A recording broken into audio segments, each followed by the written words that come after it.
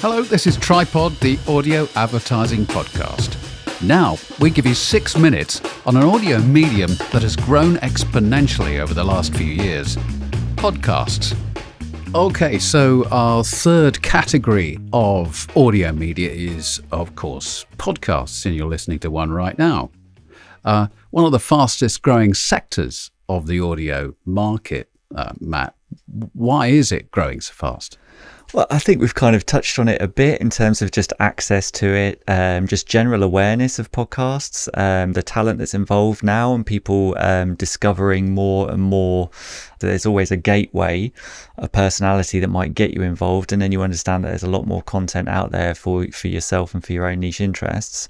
And, you know, in terms of what advertisers can do in podcasts, across which different formats they can bring to the medium is, you know, there's obviously standard spot advertising, which is pre-roll, mid-roll or post-roll, which means at the beginning, middle or end of a podcast, for those who don't know. Yeah, absolutely. And every podcast will have advertisers within them usually.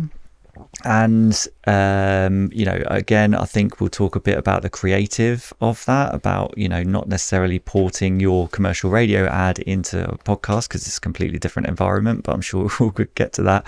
So, you know, you can generate scale across a podcast network by using it almost in the same way that you would use a linear radio or digital audio network, being able to target listeners based on data who are engaging with podcasts and generate scale across a podcast network in that way.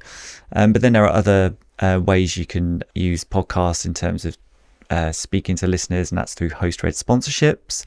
And that is defined as, again, in the pre, mid or post, next to spot advertising as well.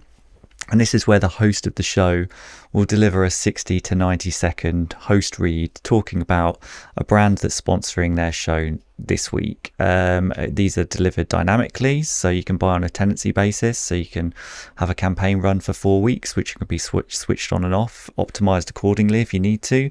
And it's not just when that audio is dynamically inserted at the point of stream or download, you are sponsoring that show for the new episodes that are being released that week, and also every other episode that's previously been released. So if you're listening to episode 200 or episode 2, if you download that during the campaign period that a brand is on air for, you will hear that sponsorship message in either the pre, the mid or the post, whichever one it is you've bought. And then also you can do bigger and better things, such as we do branded segments, and this is where it could be a 3 to 4 minute piece of audio in the mid-roll of a show. And this is where you get the talent and the host to actually be using the product that you could be promoting. So, you know, they could be test driving a car, or they could be taste testing a drink. These types of bits of audio you would get that produced outside of the studio environment. So it's a bit more engaging to the listener. And because it's 3 to 4 minutes long, you've got a lot more flexibility in terms of what content you're putting into that.